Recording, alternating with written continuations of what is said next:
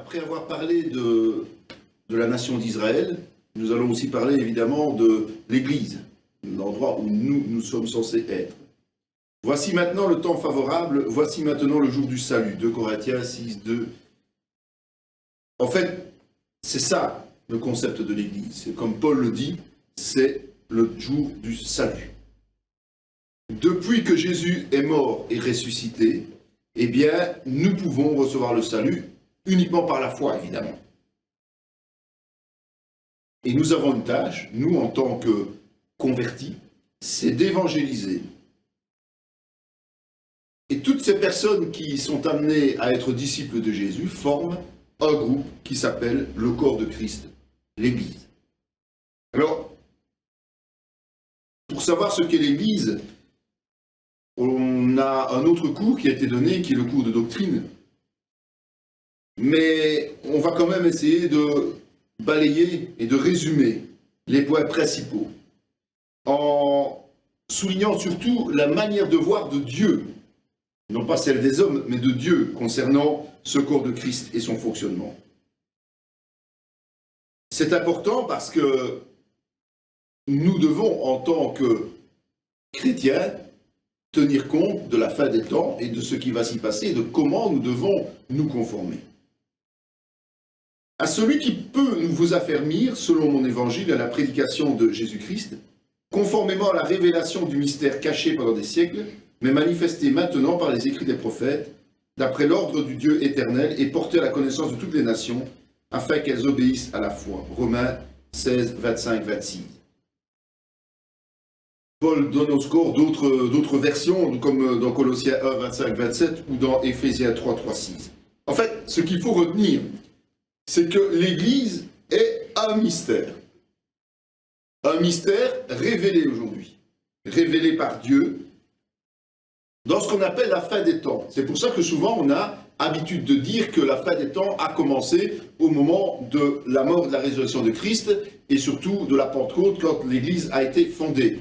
À partir de ce moment-là, ce mystère a été révélé, l'Église.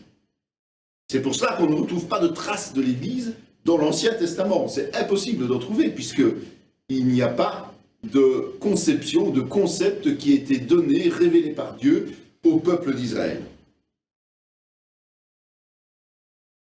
L'Église, ce n'est pas quelque chose qui est fabriqué par les hommes, qui est modelé et transformé par les hommes. L'Église, c'est ce que Christ en a dévoilé. Donc c'est une construction divine. Évidemment, au cours des siècles, on a eu beaucoup d'erreurs doctrinales. Et c'est vrai que parfois, on appelle même certaines obédiences religieuses les outils du diable. Et certaines obédiences religieuses participeront activement à la phase de tribulation. J'ai encore d'autres brebis qui ne sont pas de cette bergerie. Celles-là, il faut que je les amène, elles entendront ma voix, il y aura un seul troupeau, un seul berger. Aujourd'hui, il y a une mode. C'est que dans beaucoup d'églises, on estime qu'il faut faire partie de cette dénomination, il faut faire partie de cette église pour pouvoir être sauvé. Mais ce n'est pas la vérité, ça. La vérité est tout autre. L'église, elle est universelle. Elle transcende les siècles et l'église a un seul chef, Jésus-Christ. Car comme le corps est un et a plusieurs membres, et comme tous les membres du corps, malgré leur nombre, ne forment qu'un seul corps, ainsi en est-il de Christ. Nous avons tous en effet été baptisés dans un seul esprit pour former un seul corps, soit juif, soit grec, soit esclave, soit libre, et nous avons tous été abreuvés d'un seul esprit. Donc, c'est le Saint-Esprit qui est le moteur de tout. Et chaque église locale doit ou devrait être intégrée dans l'église universelle, mais seulement par l'œuvre du Saint-Esprit et pas par celle des hommes. Donc nous allons voir que le royaume de Dieu n'est pas que l'Église, et ça c'est important de le souligner. Mais si c'est par l'Esprit de Dieu que je chasse les démons, le royaume de Dieu est donc venu vers vous. On est obligé de distinguer deux règles générales, deux notions. C'est que le royaume de Dieu n'est pas l'Église universelle uniquement, et n'est pas non plus l'Église locale. Et donc l'Église locale comme l'Église universelle ne sont jamais qu'une partie du royaume de Dieu. Il ne faut jamais oublier ça. D'accord ? La partie la plus petite, c'est l'Église locale. Et souvent, nous devons tenir compte des informations générales pour les appliquer au niveau local. Et les informations générales, elles sont tirées de ce que Jésus nous a enseigné sur le royaume des cieux.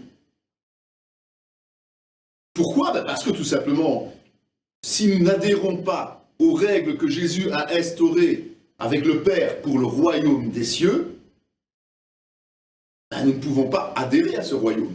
Nous allons être en décalage avec ce royaume. Donc l'Église locale se doit d'être un vecteur pour pouvoir permettre aux gens d'entrer dans le royaume des cieux en prêchant la vérité, c'est-à-dire ce que Christ nous a enseigné, directement ou au travers des autres serviteurs. Mon royaume n'est pas de ce monde, répondit Jésus. Si mon royaume était de ce monde, mes serviteurs auraient combattu pour moi, afin que je ne fusse pas livré aux Juifs, mais maintenant mon royaume n'est point d'ici-bas. Le royaume de Dieu est uniquement céleste. Le royaume de Dieu n'est pas un royaume terrestre, il est uniquement céleste. Et comme on l'a vu tout à l'heure dans Matthieu 12, 28, ce royaume est descendu sur terre pour rencontrer l'humanité déchue. Cela veut dire que le royaume des cieux est antérieur à l'Église. Il existait déjà avant que l'Église existe. Le royaume de Dieu est antérieur à Israël, au peuple élu. Et le royaume de Dieu est antérieur à la création. Jésus répondit, en vérité, je te le dis, si un homme ne naît d'eau et d'esprit, il ne peut entrer dans le royaume de Dieu. Donc, l'homme ne peut entrer dans le royaume de Dieu que s'il naît de l'esprit. Ça veut dire la nouvelle naissance, c'est ce qu'on appelle communément la nouvelle naissance. Il doit naître de l'esprit. Car le royaume de Dieu, ce n'est pas le manger et le boire, mais la justice, la paix et la joie par le Saint-Esprit. En fait, le royaume de Dieu, et ça il faut bien le comprendre, c'est ce que les Juifs de l'époque de Jésus n'ont pas compris. Le royaume de Dieu n'a pas de portée matérielle, mais uniquement une portée spirituelle, puisque Dieu est esprit, et que donc, lui ne se préoccupe pas du matériel, mais du spirituel. Quelqu'un lui dit, « Seigneur, n'y a-t-il que peu de gens qui soient sauvés ?» Il leur répondit, « Efforcez-vous d'entrer par la porte étroite, car je vous dis, beaucoup chercheront à entrer et ne pourront pas. Quand le maître de la maison ne se sera levé et aura fermé la porte, et que vous, étant dehors, vous commencerez à frapper à la porte en disant « Seigneur, Seigneur, ouvre-nous », il vous répondra « Je ne sais d'où vous êtes ». Alors vous vous mettrez à dire « Nous avons mangé et bu devant toi, et tu as enseigné dans nos rues ». Il répondra « Je vous le dis, je ne sais d'où vous êtes. Retirez-vous de moi, vous tous ouvriers d'iniquité. C'est là qu'il y aura des pleurs et des graissements de dents, quand vous verrez Abraham, Isaac et Jacob et tous les prophètes dans le royaume de Dieu, et que vous serez jetés dehors. Il en viendra de l'Orient et de l'Occident, du Nord et du Midi. Ils se mettront à table dans le royaume de Dieu. Et voici, il y en a des derniers qui seront les premiers, et des premiers qui seront derniers. Luc 13, 23, 30. En fait, tout le monde ne fait pas partie du royaume de Dieu, même s'il est dans l'église locale. D'accord ? Il y a seulement ceux qui sont qualifiés selon les critères de Jésus, qui font partie de l'Église universelle et du royaume de Dieu. Évidemment, c'est important à comprendre. Pourquoi ? Parce que quand on va parler de l'enlèvement, il va être primordial d'être parmi ces qualifiés. Et il y a beaucoup de paraboles qui parlent de ça, on verra plus tard. Femme, lui dit Jésus, crois-moi, l'heure vient où ce ne sera ni sur cette montagne, ni à Jérusalem que vous adorerez le Père. Vous adorerez ce que vous ne connaissez pas. Nous adorons ce que nous connaissons, car le salut vient des Juifs. Mais l'heure vient, et elle est déjà venue, où les vrais adorateurs adoreront le Père en esprit et en vérité, car ce sont là les adorateurs que le Père demande. Dieu est esprit, il faut que ceux qui l'adorent en esprit et en vérité. En fait, le royaume de Dieu est composé de qui et de quoi? Ben de Dieu, le Dieu trinitaire, et puis toute une multitude d'adorateurs en esprit et en vérité. Il y a les anges, évidemment, puis il y en a d'autres, on verra un petit peu au fur et à mesure de l'étude de l'eschatologie les détails là-dessus. Mais voilà, ça c'est le royaume de Dieu. Le royaume de Dieu, ce ne sont pas des hommes. Le royaume de Dieu, ce sont des adorateurs en esprit et en vérité qui adorent leur Dieu trinitaire. C'est pourquoi aussi Dieu l'a souverainement élevé, lui a donné le nom qui est au-dessus de tout nom, afin qu'au nom de Jésus, tout genou fléchisse dans les cieux, sur la terre et sous la terre, et que toute langue confesse que Jésus-Christ est Seigneur, à la gloire de Dieu le Père. Et c'est Jésus qui détient l'autorité suprême du royaume des cieux. Ok? Alors le tableau 8 reprend un schéma très caricatural du royaume des cieux. Vous voyez que le royaume des cieux est d'abord dans le 3e ciel, c'est-à-dire là où se trouve le trône de Dieu et de Christ, puisque Christ est assis à la droite de Dieu. Là, il y a des anges, il y a des âmes, des défunts, en Christ évidemment, ceux qui sont morts en Christ, pas les autres, ce qu'on peut appeler le paradis au sens large. Puis, on a le 2e ciel. Le 2e ciel est souvent appelé le lieu de bataille spirituelle. C'est là qu'il y a les esprits impurs et les anges qui combattent continuellement. Dans ce 2e ciel, ceux qui font partie du royaume de Dieu sont les anges uniquement. D'accord? Les esprits impurs sont à l'extérieur du royaume, ils ne sont pas dans le royaume des cieux. Okay? Et puis on arrive sur la terre et le ciel physique que nous connaissons, le 1er ciel. On a le monde, les esprits impurs, le peuple juif, eux ils sont hors du royaume des cieux actuellement, on est bien d'accord. Ils n'ont rien à voir dans le royaume. Et puis on a toutes les églises. Et là j'ai schématiquement représenté en précisant que l'église de Christ, c'est l'église universelle, celle qui est décrite dans la parole de Dieu. Ce sont les chrétiens et le Saint-Esprit qui est sur terre. N'oublions pas, il est présent dans les chrétiens et par les chrétiens. Et j'ai voulu montrer que ce n'est pas parce qu'on a une église locale ou que l'on est dans une église locale qu'on est nécessairement dans le royaume des cieux. J'ai même pris une église locale numéro 6 qui est tout à fait en dehors du royaume. C'est une église qui ne sert pas Jésus, en fait, même si elle en donne l'apparence. La majeure partie des situations, ce sont des églises qui sont des églises locales qui se trouvent avec des gens qui sont intégrés dans le royaume des cieux et d'autres pas. Ça, c'est la généralité. Et puis, en dessous, nous avons le séjour des morts, donc ça veut dire les pécheurs qui sont morts, l'abîme, le fameux ange déchu, et le sein d'Abraham, qui aujourd'hui n'est plus occupé, puisque Jésus est descendu prêcher, et que tous ceux qui s'étaient endormis dans la foi sont aujourd'hui auprès de Dieu, enfin en tout cas leur âme est auprès de Dieu, dans l'attente de la résurrection. Et l'enfer, lui, est non actif pour l'instant, puisqu'il est toujours en attente. Nous verrons aussi cela plus tard. Donc Jésus-Christ est le chef unique de l'Église. Et c'est valable pour l'Église universelle autant que pour l'Église locale. C'est important, évidemment, parce que ça va déterminer la manière de fonctionner en rapport avec la volonté de Dieu, ou pas. Il l'a déployé en Christ en le ressuscitant des morts et en le faisant asseoir à sa droite dans les lieux célestes, au-dessus de toute domination, de toute autorité, de toute puissance, de toute dignité, et de tout nom qui se peut nommer, non seulement dans le siècle présent, mais encore dans le siècle à venir.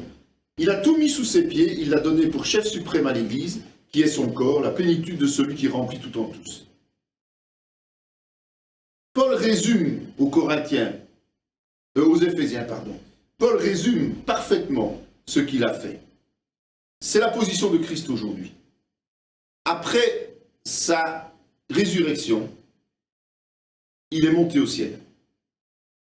Il s'est assis sur le trône, il est à la droite de Dieu le Père, et il a reçu toute autorité dans le ciel et sur la terre. Ça veut dire en même temps qu'il est l'autorité suprême de l'Église, puisque l'Église est intégrée dans le royaume des cieux. D'accord ? Son autorité, il l'a pas acquise tout seul. C'est vrai que c'est au travers de son sacrifice qu'il a acquis cette autorité, mais c'est le Père qui lui a donné. Ne fallait-il pas que le Christ souffrit ces choses et qu'il entrât dans sa gloire? Luc 24, 26. Jésus a été ressuscité par le Père après avoir souffert à la croix. Et c'est là qu'il a reçu toute la gloire qu'il mérite, celle qu'il avait quittée pour venir sur terre. Il l'a récupérée au-delà de ce qu'il avait quelque part, puisqu'il a accompli en plus une action extraordinaire pour permettre au plan de Dieu, le Père, de s'accomplir. Si donc vous êtes ressuscité avec Christ, cherchez les choses d'en haut où Christ est assis à la droite de Dieu. Et donc, il a reçu le trône céleste. Il est à la droite du Père. Il n'y a aucune ambiguïté par rapport à ça. Colossiens 3:1 le dit, mais d'autres passages le disent aussi.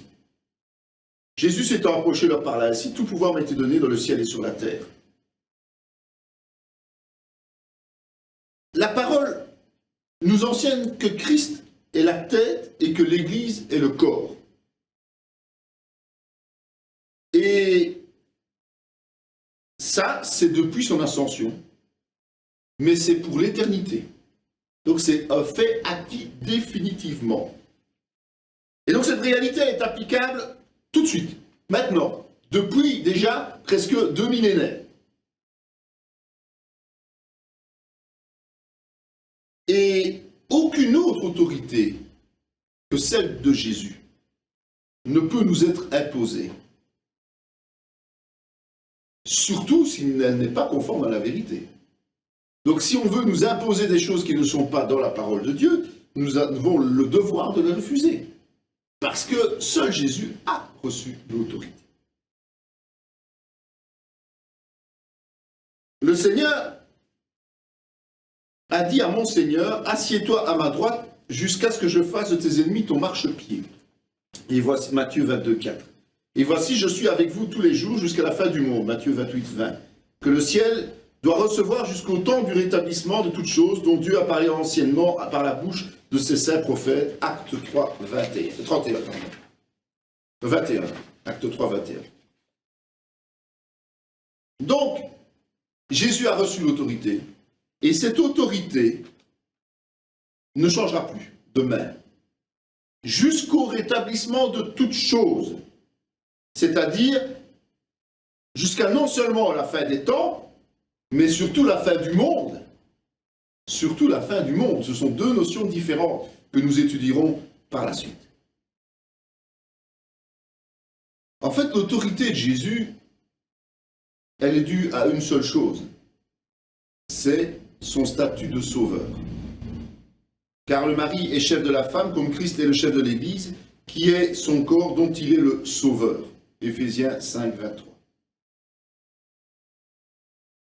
En fait, Jésus-Christ a obéi à Dieu. Mais cette obéissance provient du fait qu'il est le seul à avoir su accomplir ce qui était nécessaire pour nous réconcilier avec le Père.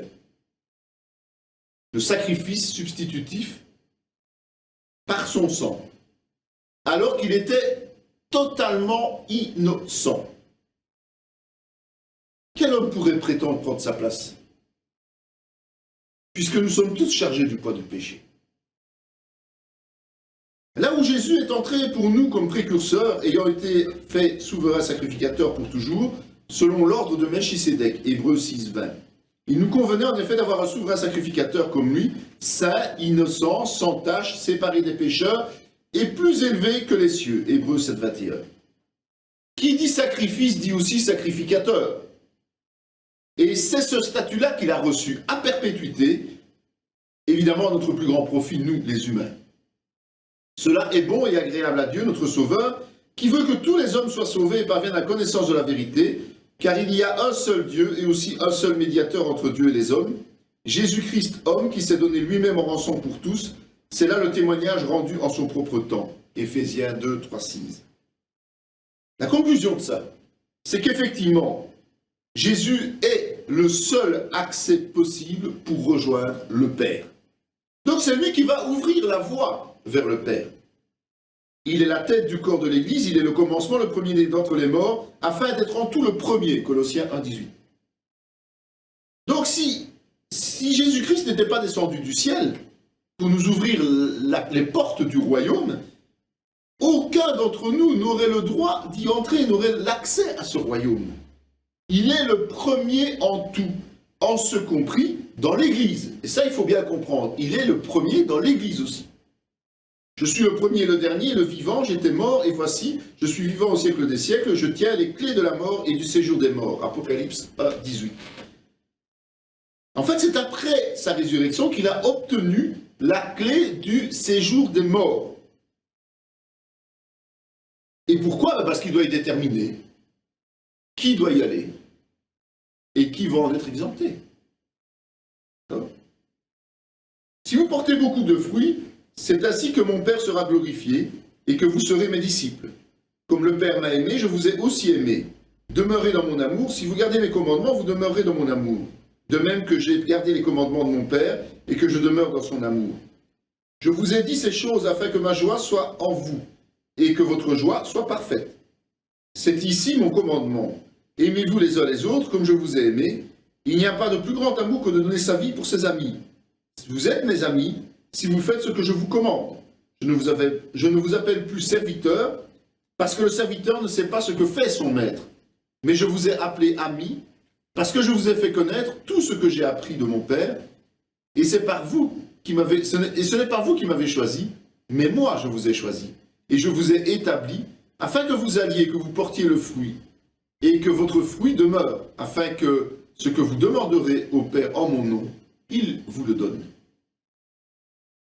Donc Jésus, non seulement ouvre la voie, mais c'est aussi lui qui nous choisit en tant que disciples et amis.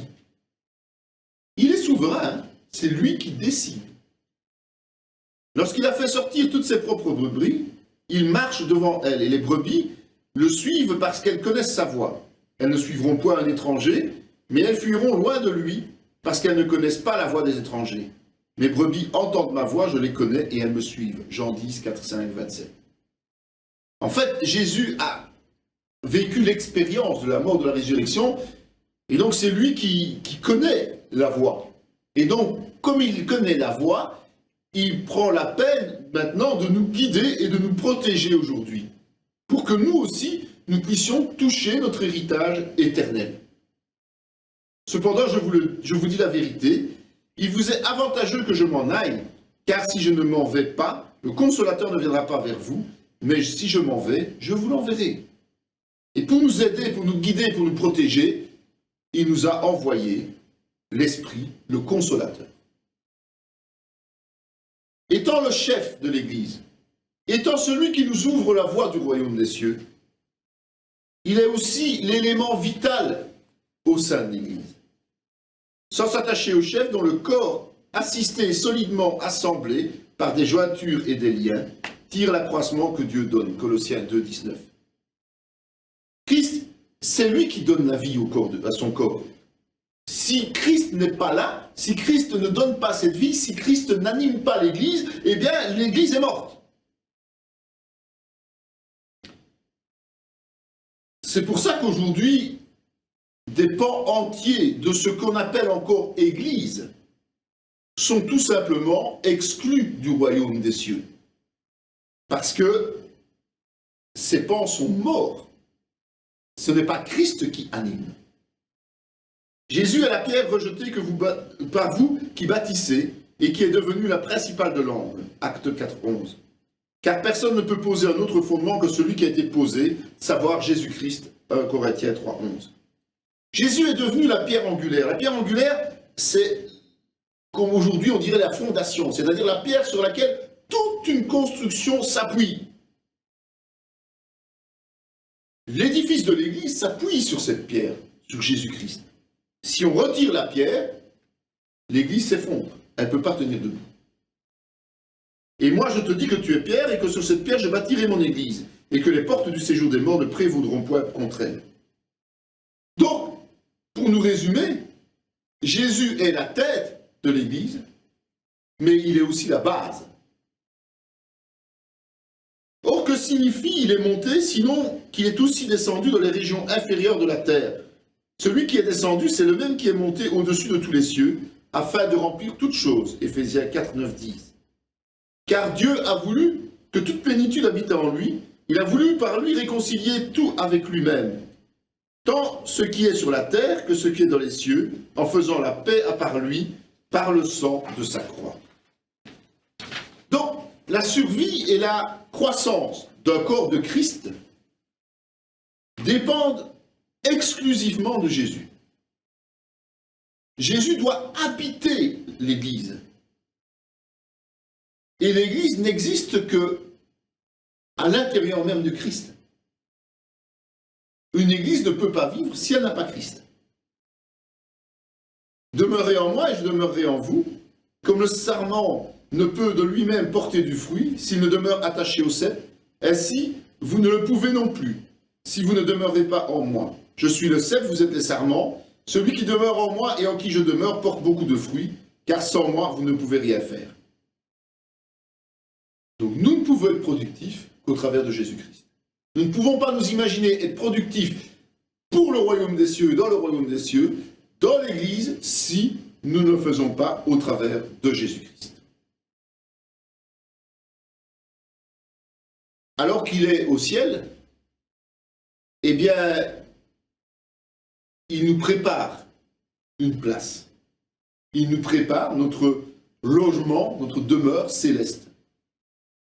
Maintenant, ils en désirent une meilleure, c'est-à-dire une céleste. C'est pourquoi Dieu n'a pas honte d'être appelé leur Dieu, car il leur a préparé une cité. Hébreux 11, 16. L'Église, comme on a vu, fait partie du royaume des cieux. Mais elle n'est pas encore dans sa demeure définitive, puisqu'elle est toujours sur terre. Sa demeure définitive est d'être à proximité de Dieu. Et donc, il faut bien admettre que, selon notamment Hébreux 11, 16, notre cité, celle qui va nous accueillir, est toujours en construction, en préparation. Il y a plusieurs demeures dans la maison de mon Père. Si cela n'était pas, je vous l'aurais dit. Je vais vous préparer une place, et lorsque je m'en serai allé et que je vous aurai préparé une place, je reviendrai, et je vous prendrai avec moi, afin que là où je suis, vous y soyez aussi. Jean 14, 2, 3. Mais notre cité à nous est dans les cieux, d'où nous attendons aussi comme sauveur le Seigneur Jésus-Christ, qui transformera le corps de notre humiliation en le rendant semblable au corps de sa gloire, par le pouvoir qu'il a de s'assujettir toutes choses. Philippiens 3, 20, 21.